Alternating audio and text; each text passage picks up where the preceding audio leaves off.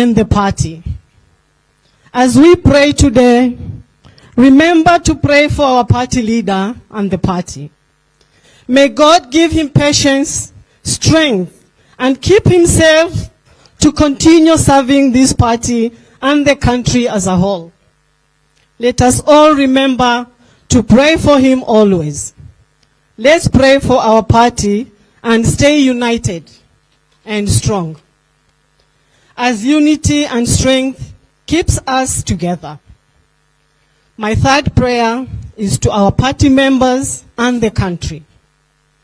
I would like to pray for our members and thank you all for your unwavering support and dedication. Wiper Party stands for the principles of democracy, justice, and progress. We believe in Kenya, where every citizen has a voice and should be heard with equal opportunity to thrive. This specifically goes to the members of the ruling coalition. You cannot tell us that the finance bill has to be passed without amendments, not even a comma. Kenyans have said they are sure there are issues which needs to be amended in the bill. The people have spoken. Listen to the people. Hii sheria inataka ukarabati, marekebisho na kupigwa msasa. Haitapita hivyo. To our elected and nominated leaders, let us always remember that our party's success relies on our ability to connect with the citizens of Kenya. We must actively listen to their concerns, engage in constructive dialogue, and develop policies that address their needs. We must be the champions of the marginalized, advocates for the voiceless, and initiators of positive change. By doing so, we can earn the trust and support of the people and build a better future for all. Message to the current regime. Every Kenyan needs to live in a peaceful environment. But peace is not merely the absence of tension. It is the presence of justice. As leaders, we must therefore be ready to take political decisions that are neither safe nor popular, but ultimately bring justice to the nation.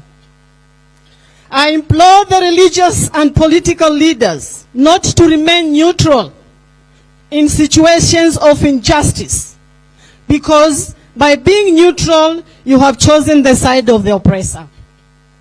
Both religious and political leaders must therefore care the welfare of all Kenyans and be ready to condemn the habits of knowledge without character, worship without sacrifice, and politics without principles. The current regime must understand that democracy cannot thrive where powers remain unchecked and justice is reserved for a selected few.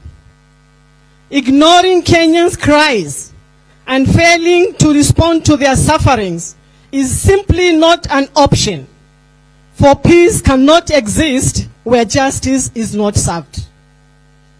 As I wind up, I want to thank each and every one of you for your commitment, not to forget the clergy for their continuous prayers. Together, let us rise above our differences. Let us work together towards a common purpose and be the beacon of hope and progress that our nation desperately needs. I therefore urge our party leader, His Excellency Kalonzo Musyoka, and all Azimio leaders to continue committing to the noble struggle for equal rights that will lead to greater nation. It is my desire to see my beloved country stand as a moral example of Africa and the world. Asanteni kwa kufika na karibuni sana. Tulienda Shakahola, mimi nikiwa mwanakamati. Nataka niwape habari kidogo. tulipofika Shakahola, tukaambiwa na polisi kwamba walipoenda kumkamata Mackenzie aliwaambia Shakahola itawaramba. Na mimi leo nataka kuambia wale walipigia hii serikali yenye misingi ya urongo na utapeli, hii serikali inawaramba na itambaramba, itaendelea kuwaramba. Kwa hivyo mimi ningependa kuambia ndugu zangu, hiki kidonda, dawa iko kwa baba. Baba, naomba unisikilize. Wewe ndio uko na dawa ya hiki kidonda baba. Wanyoshe hiyo dawa, na kama ni nzito uwapake. Uwapake hii dawa baba, ikolee, kwa sababu hiki kidonda ni lazima kipone. Hatuna njia, ni lazima wapewe dawa na wapewe dozi yao. Kwa hayo machache na mengi, ninashukuru sana. Karibuni sana, karibuni tena. Thank you very much. I would now take this opportunity to invite our party leader, His Excellency Kalonzo Musyoka. Kalonzo, Doctor, karibu sana. Tusimame, tusimame. Wiper! Wiper, wiper! Wiper, wiper! Thank you. Karibu sana, Your Excellency.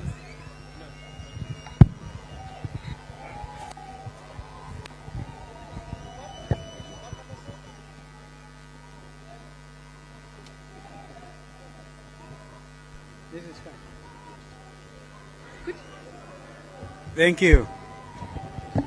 Tafadhali tuketi, tafadhali.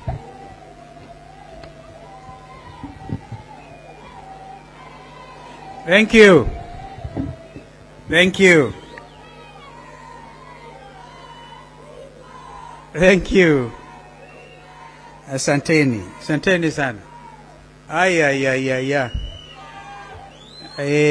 Kusema kweli, tukio hili ni la ajabu. Karibuni, tafadhali tuelewane. Kwa niaba yangu mimi mwenyewe, mke wangu Mama Pauline, naomba niwakaribishe sana Yatta. Actually, this is Yatta farm, but for the purposes of our meeting today, this is Yatta. And the family holds this place in trust, I think, for the community. Yani hapa ni kwa community. Hapa si kwetu, ni kwa community. And this is why watu wa Kenya walishangaa walipovamia Northlands, wakaiba kondoo ya Mama Ngina na wakachoma a forest, which I'm quite sure for purposes of environmental challenge this time. I mean, it's really, you know, you put a forest on fire, you are militating, actually acting against the best interests of humanity. Wengine wao walisikika wakisema the next stop was Yatta farm. This is Yatta farm. Hawakuja. Tushangilie Mwenyezi Mungu hakufika. I always like to say what Council Paul Mwangi, I don't know whether he's in the house, is the one who showed me the text. Akasema, they started spreading across the text kusema, don't dare go to Yatta farm, kwa sababu ukienda kule, kwanza ujue utatoka. Alafu utakaa kwa miaka 10, ukilisha hizo kondoo, na kufanya fencing.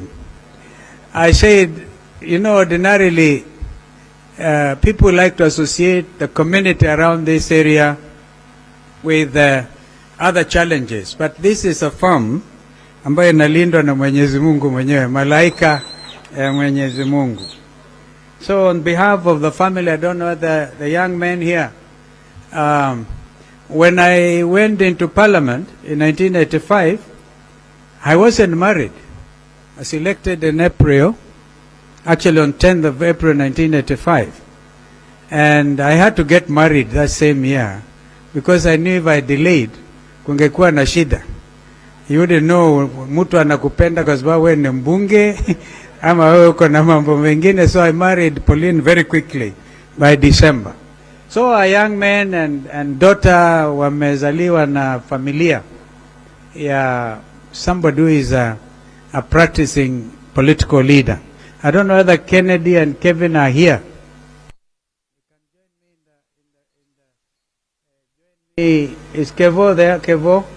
Just join me, Kevo. Just come over. Kevo, we thank God for what he has done for that young man. He was almost crushed by a 20-tire lorry. And we thank God he survived. Anybody who witnessed that accident will know it was a terrible, terrible accident. And if it wasn't, for example, for the quick response of Governor Avinya, maybe Kevo will not be with us.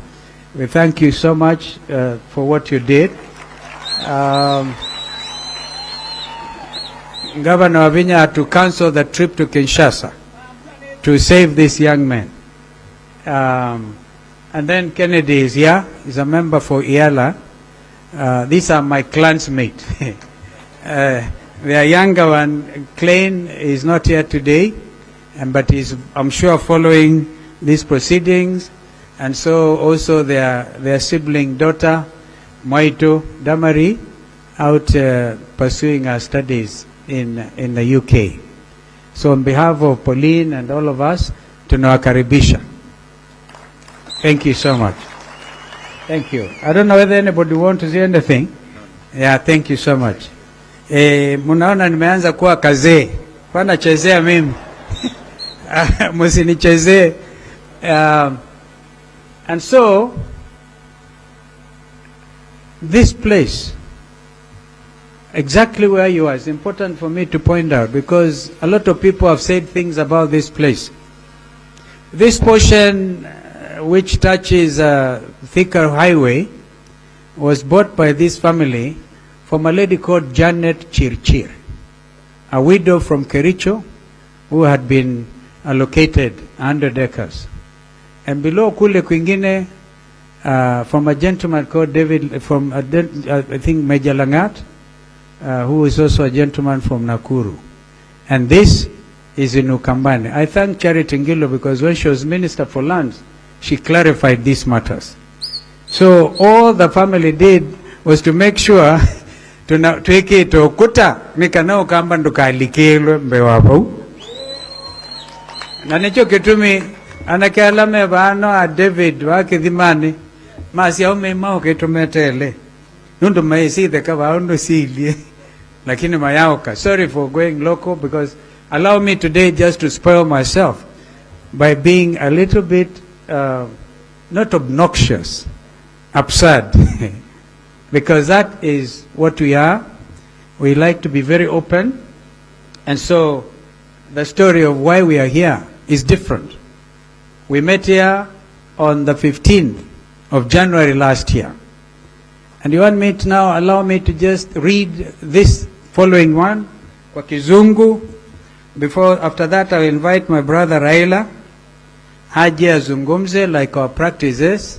And then the principals of Azimio will speak. Today I want to make a very special request that nobody leaves this place in a hurry. I can tell you, the collective effort I've seen in putting this effort together is amazing. I want to thank Governor Malombe, Governor Junior, Mutula Junior, the host Governor Wavinya. And I want to say my friend RK, immediate former MP for Wajir East. I know, I saw him. Alipeana mbuzi wakubwa 5 all the way from Wajir. Mheshimiwa, our sister Agatha Solitei, the chair lady of elections board. I've never seen a more wonderful lady. Alitoa mbuzi huko Sultan Hamud zikachinjwa na mimi nikaongezea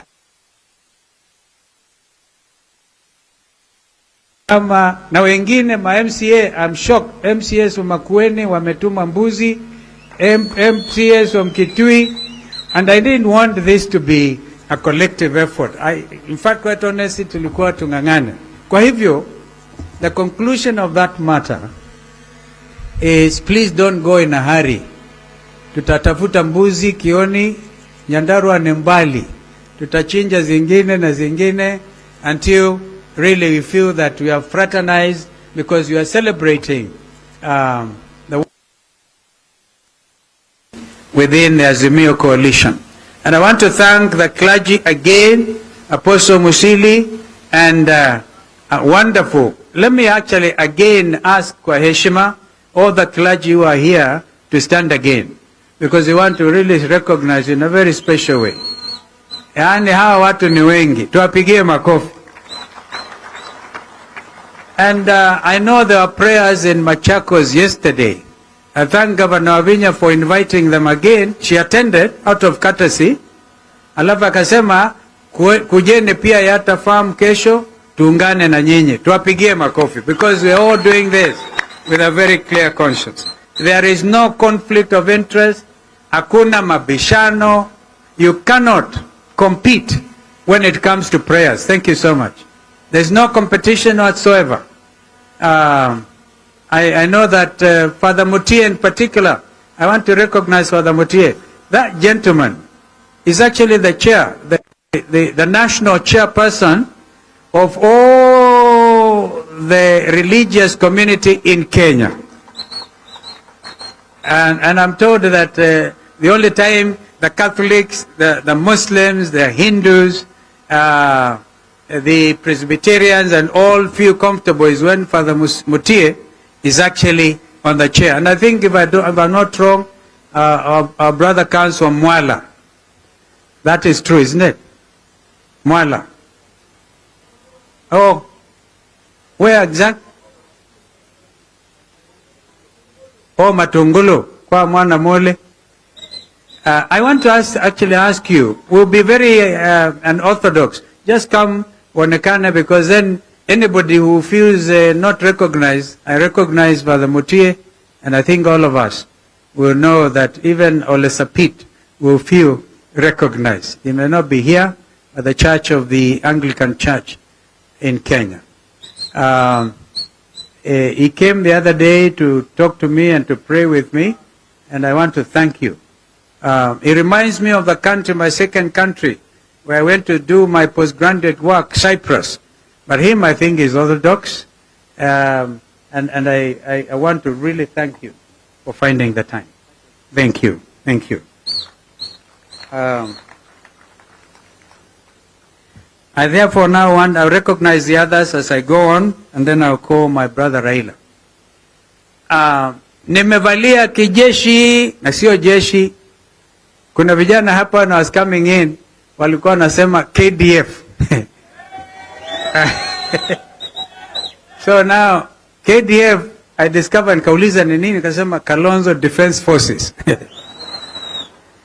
Ukiwaangalia wengine they can do with an extra lunch, but it is the spirit of commitment and the love for their country which makes them come out strongly, and more particularly defense of democracy.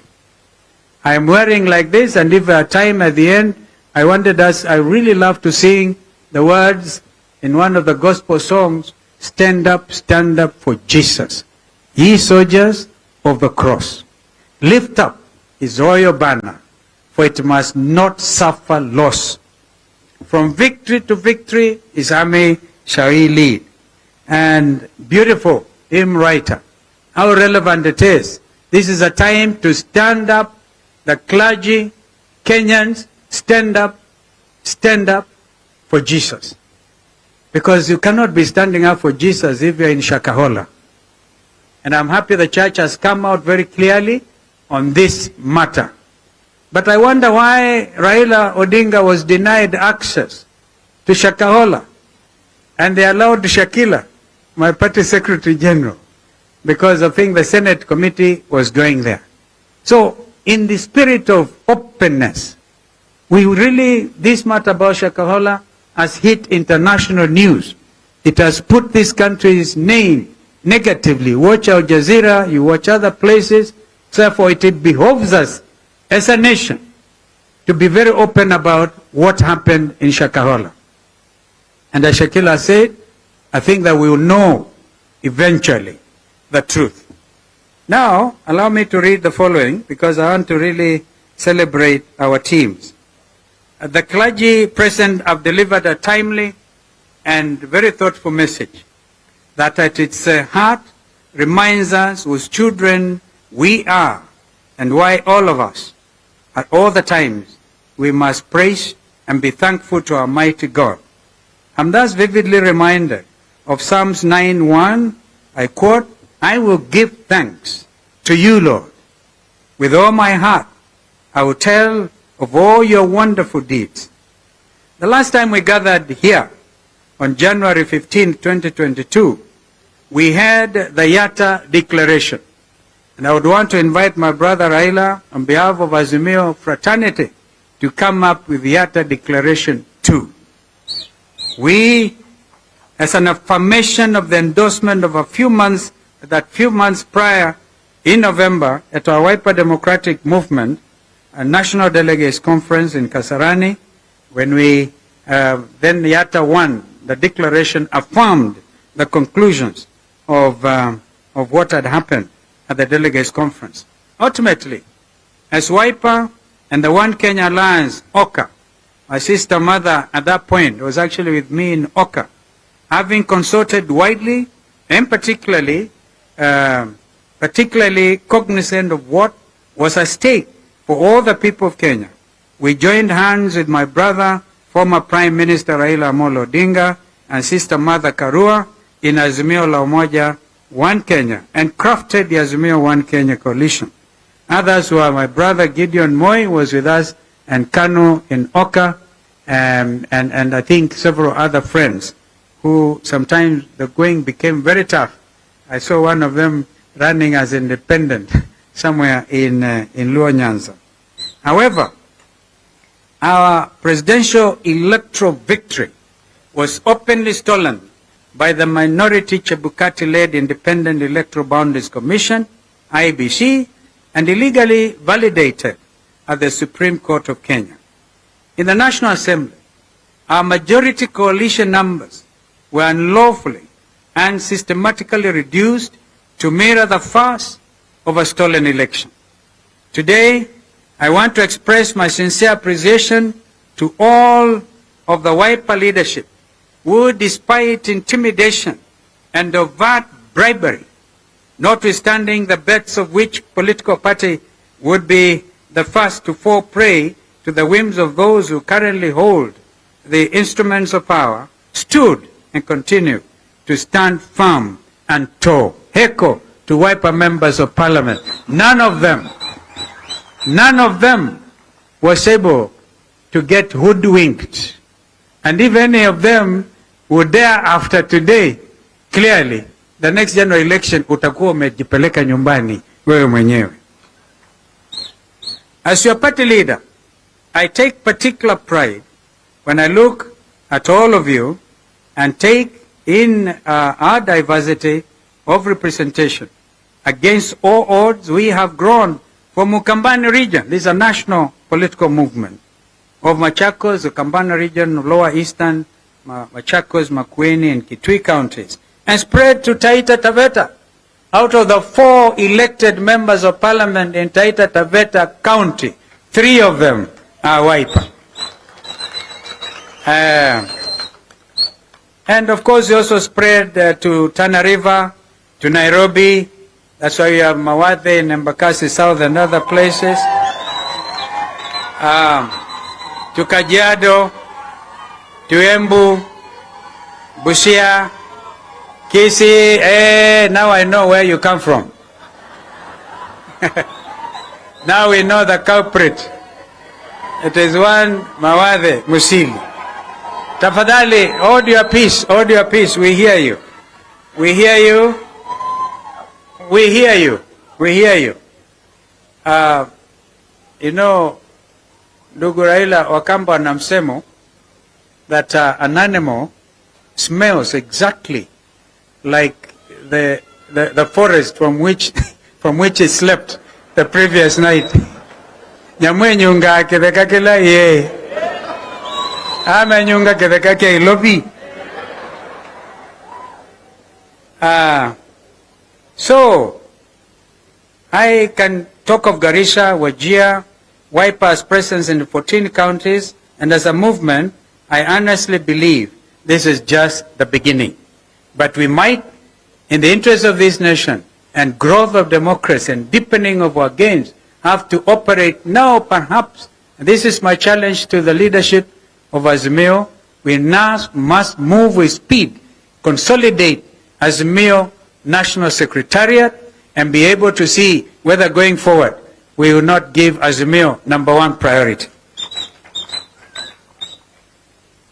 To our 3 elected governors, the 3 deputy governors, our 4 senators in this lower eastern region, 23 members of National Assembly, apart from the council, I think we're about 30, 4 county women members of parliament, 3 speakers of county assemblies, and 111 members of county assemblies. I salute you and loudly say, hongereni, hongera, hakika tutaweza. Na hakika muliweza. I would also like to pay tribute to all those who sought elective office on a Wiper ticket across the country, but unfortunately did not prevail. William Shakespeare, in one of my favorite plays, Romeo and Juliet, wrote, I quote, "There is an old saying that applies to me. You can't lose a game if you don't play the game." End of quote. So, at the end of the day, you are the next lot of leaders. And to be honest with you, as Wiper, not to frighten our colleagues, our big brother ODM, if we move the way we did, we would even take over Kisii in Nyamira. I know we have MCAs from, did they come? Mheshimiwa Ndonya Aburi, Ndonya Aburi, oh, there she is, the Kisii County Women Representative on Wiper. But they worked very closely with the ODM governor of Kisii. The Bible, in the wonderful book of Ecclesiastes chapter 3 verse 1 tells us, there is an appointed time for everything, and the time for every affair under the sun. End of quote. This afternoon, here in Niata, the time for every may just be considered an appointed time, as we have invited our friends in Azimio One Kenya coalition here in a continuation of our town hall meetings. Ndugu Raila, this is actually a town hall meeting. Come to think of it. That's what we did, Sister Mother. We said a town hall meeting. But wow, what a town hall meeting. In the National Assembly, our majority coalition numbers were unlawfully and systematically reduced to mirror the farce of a stolen election. Today, I want to express my sincere appreciation to all of the Wiper leadership who, despite intimidation and overt bribery, notwithstanding the bets of which political party would be the first to fall prey to the whims of those who currently hold the instruments of power, stood and continue to stand firm and tall. Heko to Wiper members of parliament. None of them was able to get hoodwinked. And if any of them would dare after today, clearly, the next general election utakuwa umejipeleka nyumbani wewe mwenyewe. As your party leader, I take particular pride when I look at all of you and take in our diversity of representation. Against all odds, we have grown from Ukambani region. This is a national political movement of Machakos, the Ukambani region, Lower Eastern, Machakos, Makwiny, and Kitui counties, and spread to Taita Taveta. Out of the 4 elected members of parliament in Taita Taveta County, 3 of them are Wiper. And of course, we also spread to Tana River, to Nairobi. That's why you have Mawathe and Embakasi South and other places. To Kajiado, to Embu, Busia, Kisii. Now I know where you come from. Now we know the culprit. It is one Mawathe Musili. Tafadhali, hold your peace, hold your peace. We hear you. We hear you. We hear you. We hear you. You know, ndugu Raila Wakamba na msemo that an animal smells exactly like the forest from which it slept the previous night. Nyamwe nyunga ketheka kila ye. Ama nyunga ketheka ke ilobi. So, I can talk of Garissa, Wajir, Wiper's presence in 14 counties, and as a movement, I honestly believe this is just the beginning. But we might, in the interest of this nation, and growth of democracy and deepening of our gains, have to operate now, perhaps. And this is my challenge to the leadership of Azimio. We now must move with speed, consolidate Azimio National Secretariat, and be able to see whether going forward we will not give Azimio #1 priority. To our 3 elected governors, the 3 deputy governors, our 4 senators in this lower eastern region, 23 members of National Assembly, apart from the council, I think we're about 30, 4 county women members of parliament, 3 speakers of county assemblies, and 111 members of county assemblies. I salute you all and loudly say, hongereni, hongera, hakika tutaweza. Na hakika muliweza. I would also like to pay tribute to all those who sought elective office on a Wiper ticket across the country, but unfortunately did not prevail. William Shakespeare, in one of my favorite plays, Romeo and Juliet, wrote, I quote, "There is an old saying that applies to me.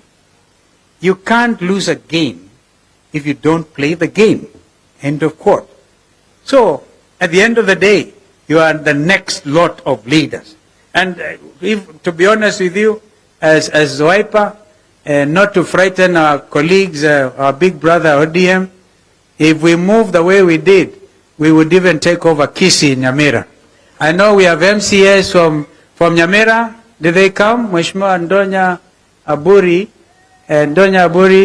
oh, there she is, the Kisii County Women Representative on Wiper. But they worked very closely with the ODM governor of Kisii. The Bible, in the wonderful book of Ecclesiastes chapter 3 verse 1 tells us, there is an appointed time for everything, and the time for every affair under the sun. End of quote. This afternoon, here in Niata, may just be considered an appointed time, as we have invited our friends in Azimio One Kenya coalition here, in a continuation of our town hall meetings. Ndugu Raila, this is actually a town hall meeting. Come to think of it. That's what we did, Sister Mother. We said a town hall meeting. But wow, what a town hall meeting. It's wonderful that you all could find time to come. Therefore, this continuation of these town hall meetings, and we call them sometimes the People's Baraza, to deliberate certain affairs afflicting all Kenyans under our sun. Despite the bipartisan talks between Azimio and Kenya Kwanza, there continues to be a sustained assault on democracy and an obvious attempt to take Kenyans back to the days of single-party dictatorship, as it then was, by consuming legitimate political parties. If this was not the case, we, as Azimio la Umoja One Kenya, will be the majority in the National Assembly. Our majority was stolen in broad daylight. Therefore, that's why we continue to fight for democracy. On Monday, we joined the rightful leadership of the Jubilee Party at their NDC at Gong Racecourse, because they even were denied going to Bomas of Kenya. And we did this in solidarity, as well as to publicly express our revulsion at the blatant attempt to take over party by hypocrites. As the nation heard from Gong Racecourse, let them too today loudly and clearly hear our emphatic no, no, you will not take over Jubilee for the sake of democracy. Not now, not now, ever. And here, there's no clergy and political class. Kenyans must stand up and defend democracy. That's why I'm wearing this fatigue. I'll continue wearing this until I'm sure that the provisions of Constitution 2010 on multi-party democracy remain respected. Yesterday, Kenyans and the world witnessed a rogue regime's attempt to silence the voice and violate the freedoms of our brother Maina Njenga that are assured under our Constitution. In spite of the tear gas lobbed at them, you heard the freedom song sung at the DCI headquarters on Kiambu Road. I quote, and because I tried to get a quick translation, notice I can pick 90% of Kikuyu, because Mwangiria, ikiongea Kikamba unasikia yote, ikiongea Kikuyu nasema, this is how it went. Mount Kenya belongs to the warriors. You will not confuse us anymore. Our brothers and sisters from the mountain are loudly and clearly stating enough is enough. On Wednesday, we suspended the bipartisan talks, in fact agreed with senior counsel, my learned brother, Otienda Molo, who is in the house. I think Kenyans will want to see Otienda Molo, who is leading the team here of very able negotiators, absolutely able. We gave them our team A, wakatupatia under 17. There's my brother Poshin, who is, as you heard, the leader of KUP and member all the way from West Pokot.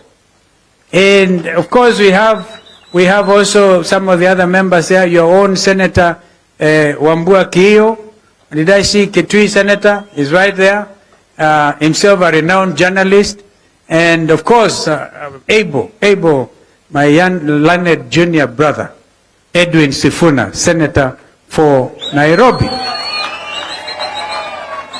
And I think I saw of course the minority leader in the Senate, Senator from Kilifi. He's not sitting in that committee, but I saw him. Welcome so much, our brother, all the way from Kilifi. And others whom I think our party leader may want to introduce.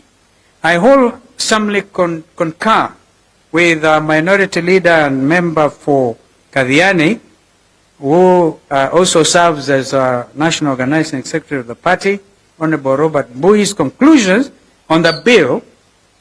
And I quote, this is now, I'm sorry, I should go backwards a little bit. When we gave them our team A, they gave us team B, the other side has put forward an anti-people finance bill.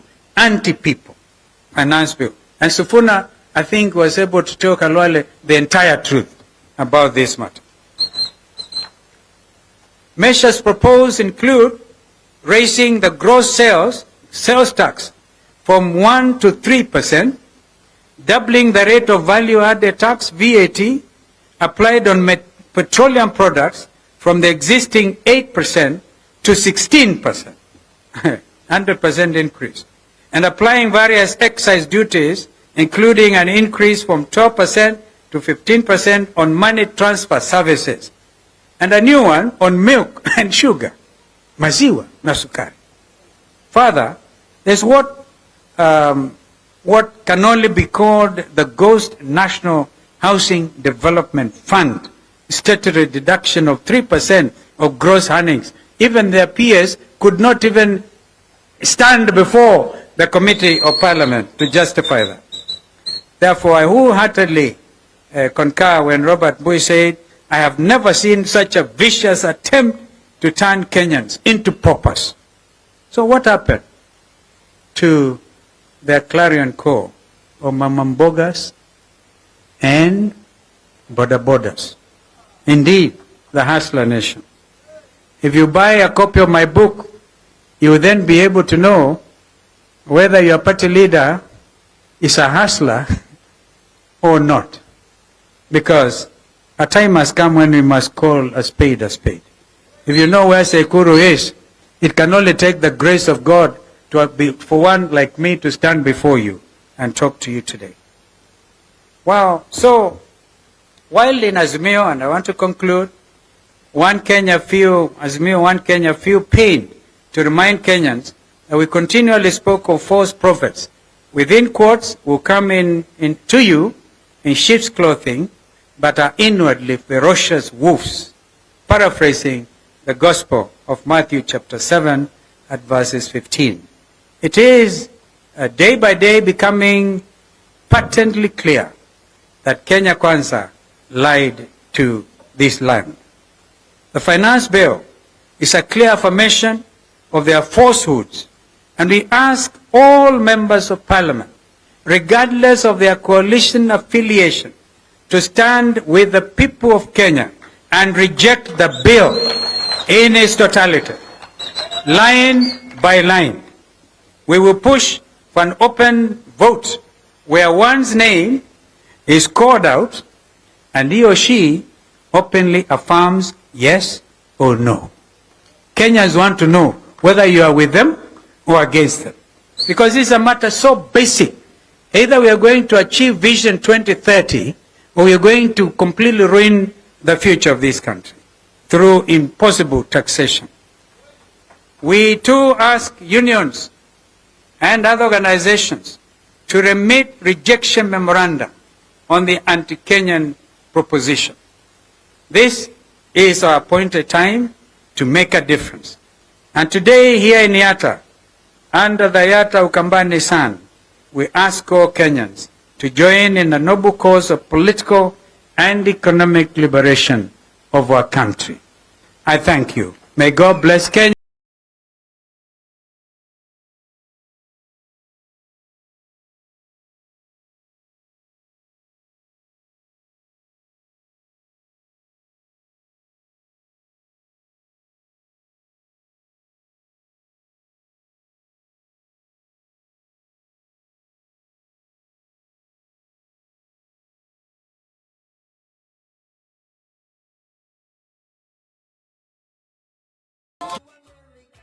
Ukitokelezea mpaka mimi karibu nikuwe kilema sababu polisi wanatupeleka pelepele.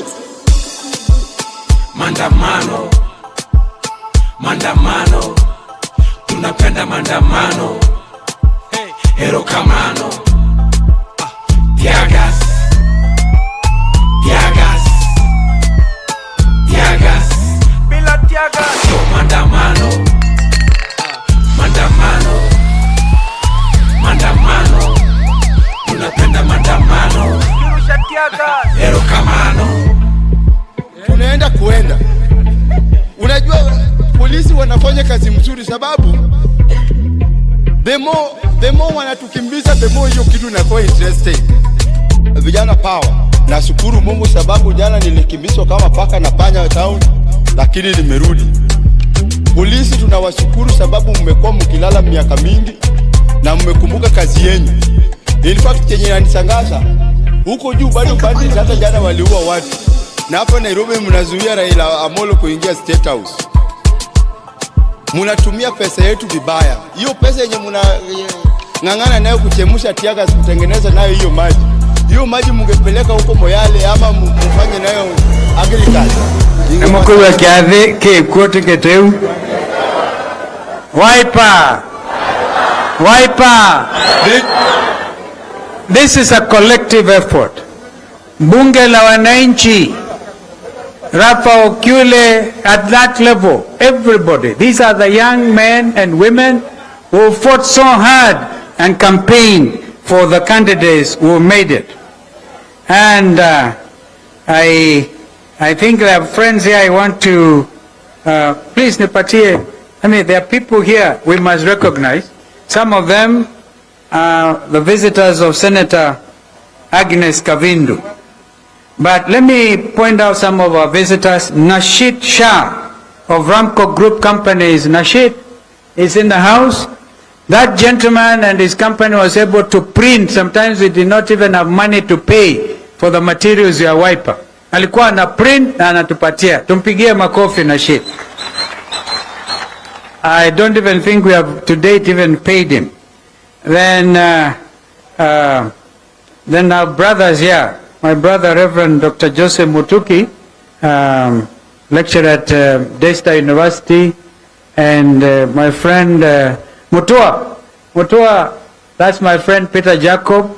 We gave him the name Mutua with Ndigona. We have Mkamama team who are led by their national chair Tabitha Mutero, and we also have Matatu Owners Association Director Steve Njenga. Can you please mkono Steve Njenga? They are right behind our party leader. We thank you because we know the Matatu owners actually stood with us. As you remember, Ndugu, we met them somewhere near the breweries and they came out very strongly. I want to thank in a very particular way our friends, business community for Mavoko and the river. Our chairman Muimi. You lost Chairman Musembi and you gave Musembi a heroic send-off. Those are men and women who really take to heart the cause for this community and for this nation. Chairman Julius Mutua, tunawashukuruni sana. Mutua Kavungu. Wiper NEC members, again I want to think, really stand up. The NEC National Elections Board, could you please stand? Led by Agatha Solitei again. I saw Kibara, I saw Abdulaziz. I don't know whether they're still in the house. I saw them. Tuwapigie makofi because they're the ones, that particular lady actually midwifed all of you, those who are in position. So now I want to, wale ambao hatuja watambua sasa hivi, mjue kwamba mnakaribishwa sana. And as I said, don't be in a hurry. Today I pleaded with my brother that we don't live in a hurry. Sasa Olendama, we have a date with me. Tukitoka hapa tunaelekea Ukasi. If you know where Ukasi is, utarudi Narok, tutakaa huku. I just want to, in a very special way, know the governors made it. This function was heavily supported by Governor Avinya, Governor Junior, and Governor Malombe. Senator Kavindu, thank you very much. Kamene County Women Rep, they're even sending some money inaingia kwa M-Pesa inasema imejaa, haiwezi kutoka. Where is Mheshimiwa Kamene? Those Mheshimiwa Raila are the Machakos girls. The governor, the senator, and the county women rep. And they are doing a brilliant job. Tuwapigieni makofi. Tuwapigieni makofi. So now we propose, because we said hatutaenda haraka. Kwanza county government wametuwekea hata mataa. Kwa hivyo usiku, don't be afraid, hakutakuwa na giza. Somebody, what's the name of the CEO wa energy? Kirema. Bwana Ngovi, thank you very much. And Bwana Kirema, tunashukuru. So we are properly catered for. Nobody therefore should live in a hurry. Mheshimiwa Basil, this is a young man, member for Yatta, who has worked with the United Nations. Actually, the last posting was in Turkey and the United Nations Secretary General. We have talent. We have real talent in this young man and others. Mama Rose Museo never tired. She was a midwifed BBI and appointed by Ndugu Raila na Uhuru that time. And you heard say, all is not lost. We have people, this community has a problem. What is it, the name of Haina, Mheshimiwa Kioni? What is a Haina in Kikuyu? Iti. Iti. Wakamba anaita watoto ile majina mbaya. Anaita Mbiti. Mwingine wanaita some very strange names. But through the example of Mama Rose Musyoka, the name Musyoka means good one, excellent one. And I know it was because of the fear of the spirits taking. The clergy may want to agree with me if you do some research. Unaita mtoto jina mbaya so that the spirits are not interested in them. Now we have to bless our children. Tunawaita progressive, tunawaita glorious. Yeah? So, but I am going to ask Kenyatta Kavindu to come now and introduce our friends from the US. Just come right away before we call Baba. Because you know them. And these, some of them, she told me, when there was a bomb blast in Nairobi, this senator went all the way and worked with people. And there's an international interest where the US government, I think, is being called to order by some of the men and women who came at the invitation of the Senate, the Kenyan Senate. Because you will speak later, introduce those ones. Thank you. Thank you, Your Excellency. Can you please be upstanding as I introduce you? We have Reverend Andrew, who is from Kenya, who has also come with a bishop from US, Bishop Getane, who is born in Ethiopia but has lived in the US for the last 25 years. Welcome. We have a senator friend of Senator Beth Siengo, yeah. Senator Morgan from all the way from Zimbabwe. He is here, and we thank you so much for coming. You are most welcome here in Ukambani. Your Excellency, thank you. Your Excellency, this bishop here is not the person I talked to you about. Thank you. That's a lawyer, and I'll talk to you later about them. Even Baba knows him, and I want us to hold hands together with the whole House of Senate and pass this bill, this motion, so that our people can be compensated, because we are talking of 25 years down the line, our people waiting for justice, Baba. We must give our people of 1998 bomb blast justice. Thank you. So that they can be compensated. Thank you. I've just seen my son Zamir. Can you stand? He's a rally driver. One time he was seen, I think he appeared in the Forbes book of the most promising young men. That's a friend of Kevin. Thank you, Zamir, and all the others. Now, please join me. And I said, please, we are so many, and I wouldn't want anybody to leave a feeling that they are not being properly recognized and or spoken.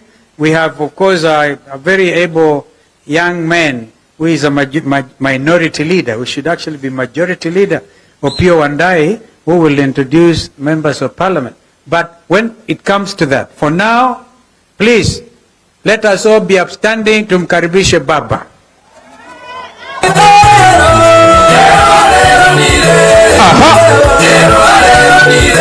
Wapi vifijo, vigelegele na nderemo.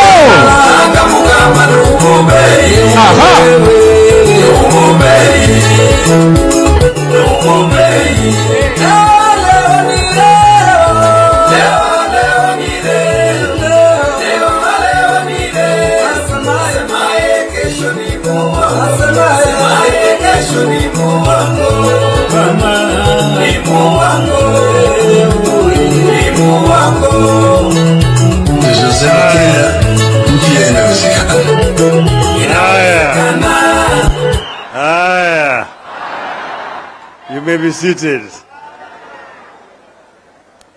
Wananchi hoye!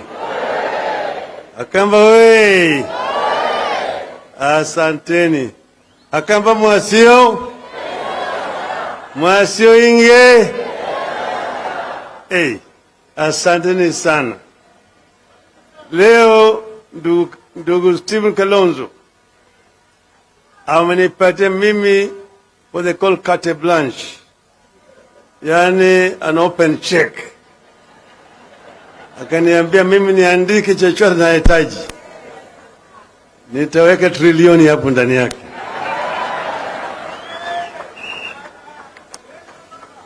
Kwanza nataka kwanza kutoa shukrani sana kwa ndugu yetu Steve Kalonzo Musyoka na wana Wiper kwa kuandaa karamu kama hii. Hii ilikuwa ni karamu ya Wiper ya kutoa shukrani kwa wafuasi yao kwa juhudi na ushindi, lakini wakatualika kama Azimio. Manake Wiper ni kiungo cha Azimio, ati tukuje yote kama viongozi wa Azimio. Kwa mimi nataka kuuliza viongozi wa Azimio ambao wako hapa, wabunge na viongozi wa vyama wasimame tuonekane.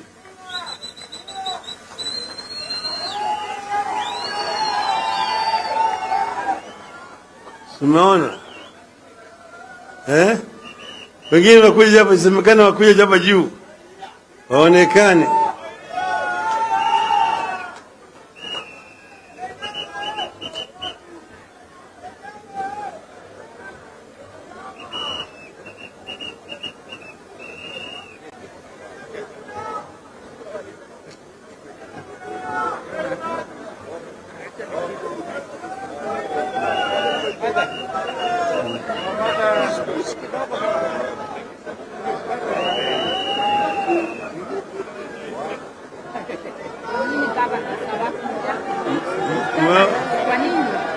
Why are the governors there? Wale magavana wako wapi? Magavana. They are the prime elected leaders.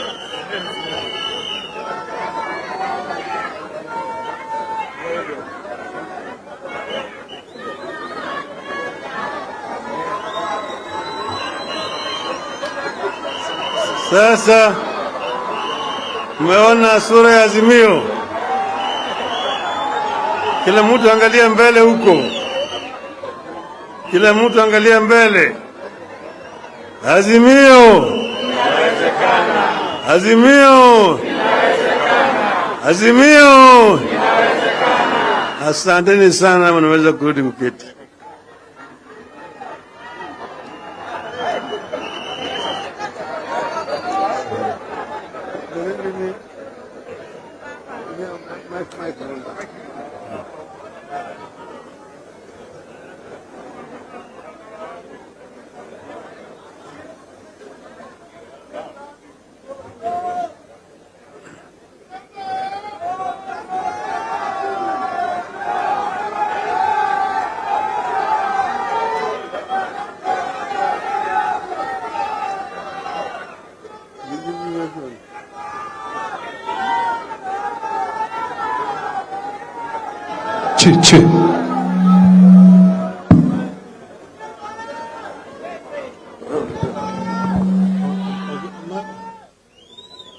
Hello?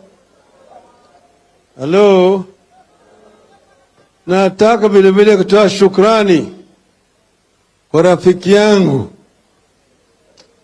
ambaye tunakuwa naye kila mara kwa mara tukifanya mazoezi. Apostle Musili.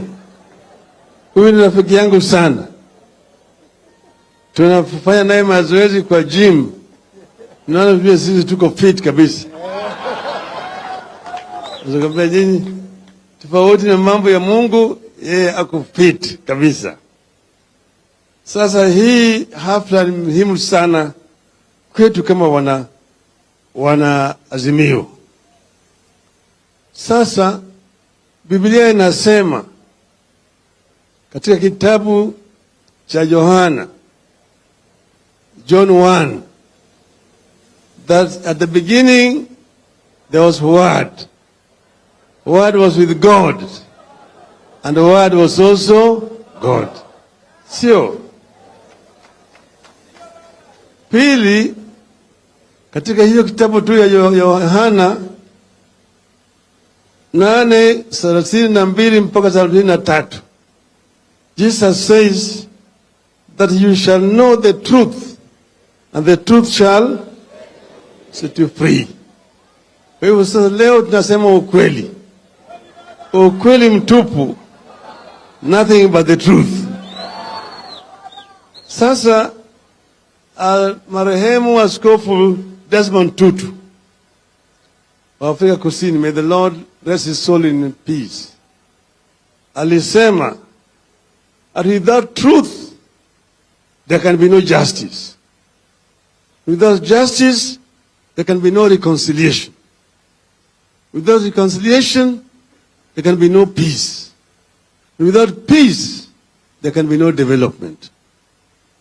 Haya ukweli mtupu, ya kwamba bila ukweli hatuwezi kukuwa na, bila ukweli hatuwezi kukuwa na haki, na bila haki hatuwezi kukuwa na utengamano, bila utengamano hatuwezi kuwa na amani, na bila amani hakuna maendeleo. Leo tuko hapa kusherehekea ushindi wa Wiper na ushindi wa Azimio la Umoja One Kenya Coalition. There's no doubt in our mind that Azimio won the elections convincingly. The facts are there. We got the highest number of members of parliament in the country. We got the highest number of members of county assemblies in the country.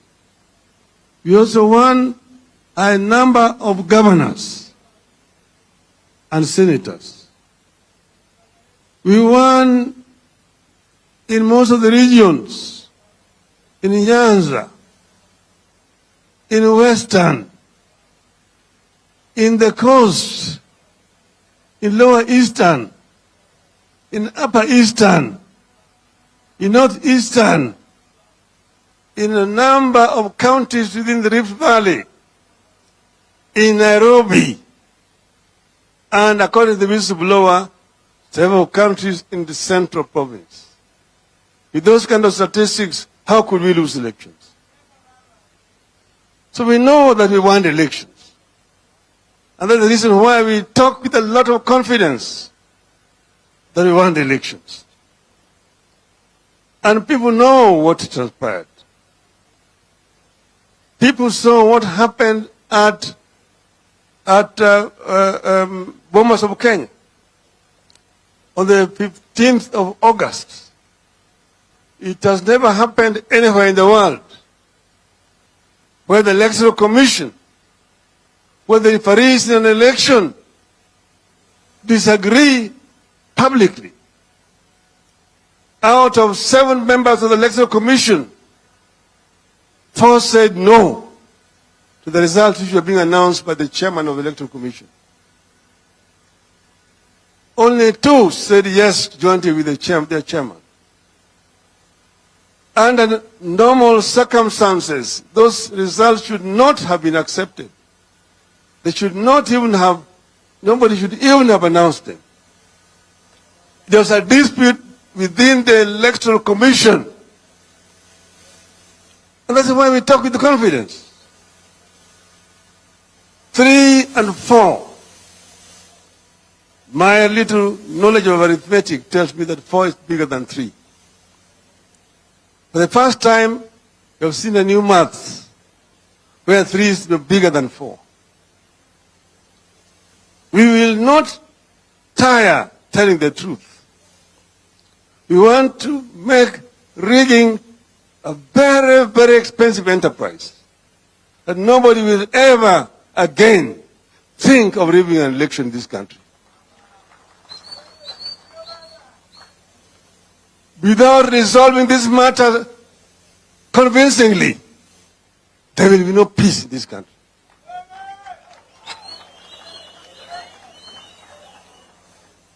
Kenyans will not go back to elections in 2027 and the election will be rigged again. It will never happen again. And we are going to tell them why it will not happen. It will not happen because Kenyans will not accept it. Now we have said that we want to see the truth.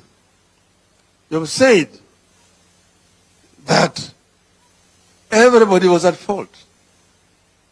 When we went to the court, we thought we would get justice in the Supreme Court. We did not get justice. All we got was insults. Insults, matusi, matupu. Kwa hivyo sisi tumesema hata Supreme Court itachunguzwa. Itachunguzwa. Hii uamuzi ili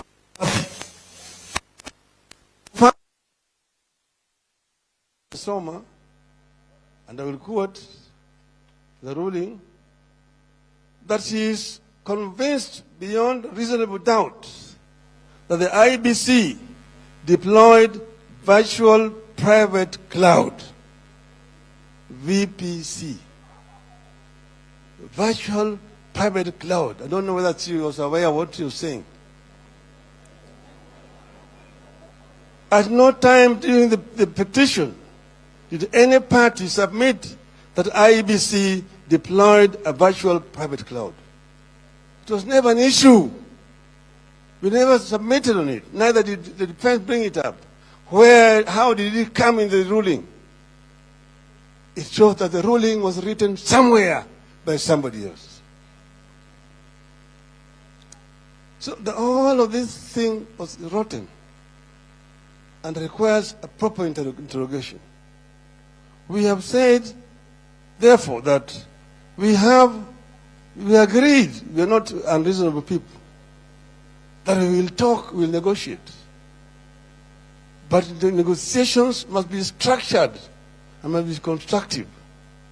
All that our team has seen was nothing but stonewalling and time buying. That's why we agreed with the chairman of our bipartisan team, Utende Amolo, say, stop it, stop the rubbish. And we will not go back until they have come down to say A, B, C, D. The issues which are in contention are clear. One, you have said that they must agree that the cost of living is too high for the people of Kenya. Gharama ya maisha imepanda sana. Bei ya unga imepanda. Bado yuko juu. Bei ya mafuta yuko juu. Bei ya petroli yuko juu. Bei ya sukari yuko juu.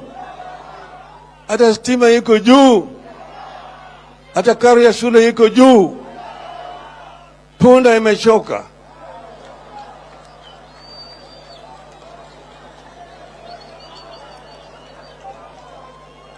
As if to add insult to injury, wamekuja na kitu inaitwa finance bill. Finance bill, which is an insult to the people of Kenya. People already are struggling to make ends meet. Now you're adding with a lot of impunity. Alafu nasema ati wapende wasipende. Hiyo lugha tulijua sana wakati ya bwana Salat na bwana Sharif Nasir na bwana Kariki Shotara. Wapende wasipende. Hiyo lugha tulizika. Hiyo lugha tulizika. Si punda yako. Mbona tuweke mzigo. There will be no taxation without representation. Hiyo ndio ilileta mapinduzi Amerika. Kama hujui. Kwa hivyo huwezi kuongea na madaha na maringo. Atiwe huko na wabunge ambao wamenunua. You have a false majority of members of parliament. I want to tell you that those people do not represent the people of Kenya. Those people are going to vote for you mainly because you have bribed them. But the people of Kenya don't support it. And we are urging the people of Kenya to withdraw the delegated sovereignty to parliament over this issue. That what Parliament passes does not bind the people of Kenya. And the people of Kenya will be entitled to come out and protest and resist repression by this regime. You have said it's not acceptable. Secondly, you have come up with a housing levy. Housing levy. You remember housing levy? Mimi najua sana. Wangekuja kwangu kwa mafunzo. Ningewafundisha. Hawajui. You cannot introduce additional tax when the economy is in depression. You can't do it. And where did you get the 3% from? If you're saying it's investments, how about the employer? 3%. Investment, employers investing in what? Additional tax of 3% on an employer. That is completely unsustainable. So we said this thing need to be shelved and must be shelved. Secondly, servers.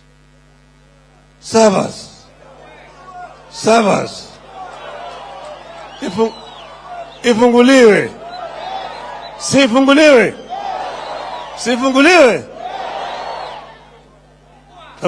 Ifunguliwe. Sio?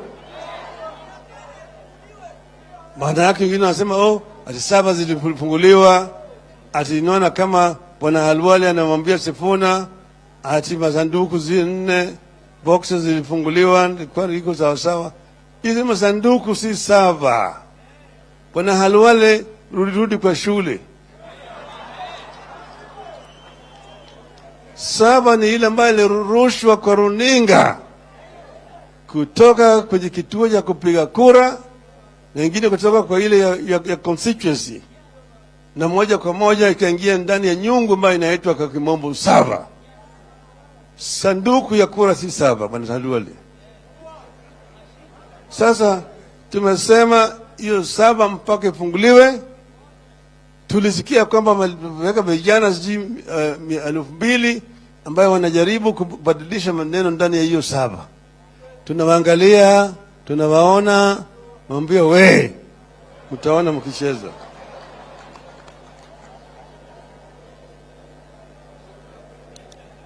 Tatu, mambo kuingilia vyama vya Azimio.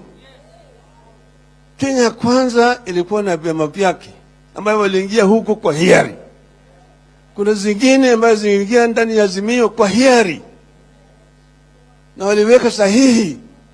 Kulikuwa na mkataba baina ya Azimio na hizi vyama zote hizi. Baada ya uchaguzi umeingia kununua hizi vyama. Kwanza ilikuwa ni UDM ambayo ilikuwa ni chama chetu cha Azimio. Bila notisi nasikia jamaa wamevuka mpaka, wameenda mgambo hili. Huyu bibi anatoka bila kupeana talaka. Hakuna talaka. Hata Kiislamu hiyo si halali. Si mpaka peana talaka. Kwa hivyo hiyo kutoka kwake sisi hatutambui. UDM bado ni hapo kwetu. Akitaka warudishe mahari. Ndio tutaweza kuwaruhusu. Wale wote. Pili, sasa Jubilee wamekataa kutoka. Unanunua wale wabunge ati wao wanataka sasa wao ndio officials ya Jubilee, wanataka kutoka na Jubilee wengine pande ile. Hakuna kitu kama hiyo. Jubilee tulilipa mahari ni yetu. Na wamekataa kutoka. Unataka Jubilee atoke? Sio, wamekataa kutoka. Alafu sasa unachukua wale wajumbe, unapeleka kule, unapewa rupurupu, sasa nyinyi ndio officials. Natambua. Sasa nasema mimi natambua fulani kama party leader kama mimi. Ujinga hiyo. Si ujinga hiyo. Ni sasa gani hiyo? Hatuwezi kukubali kama hiyo. Hiyo ni matusi ambayo mtu anafanya mchana kwa kutoheshimu vyama vingine.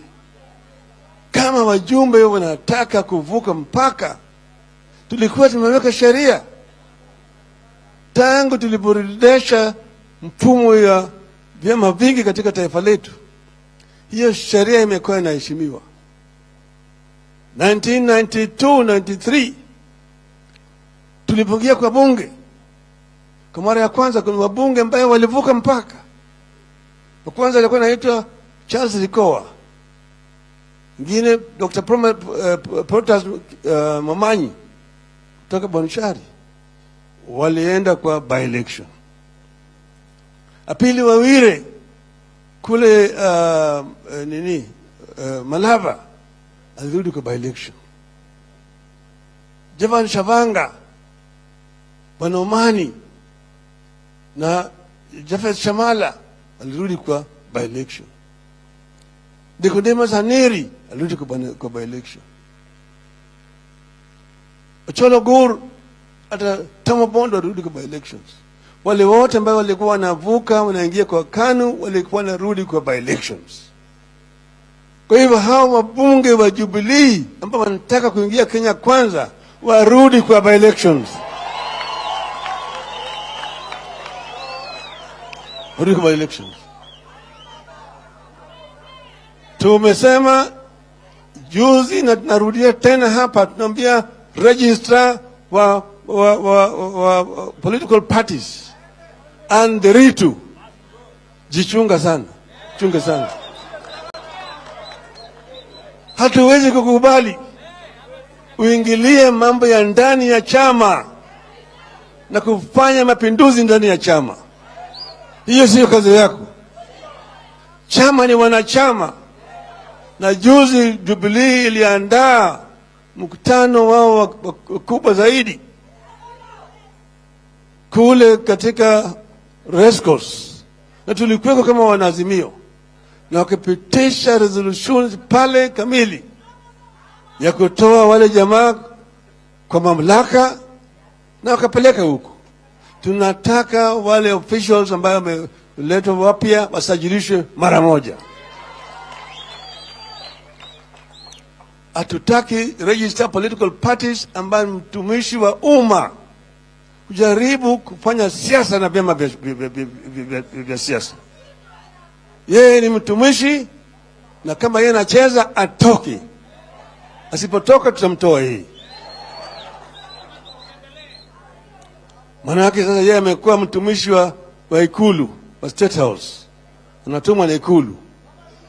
Kwa hivyo yale ni yote ni masharti ambayo tumesema mpaka yatimizwe kama timu ya Oktendi hajarudi huko kwa hii mazungumzo. Tunaelewana vizuri? Ingine sisi tumesema ati sasa wale ambayo wataendelea na mazungumzo ni wao peke yao. Sisi kama wanaazimio hatutaendelea na mazungumzo na hao watu.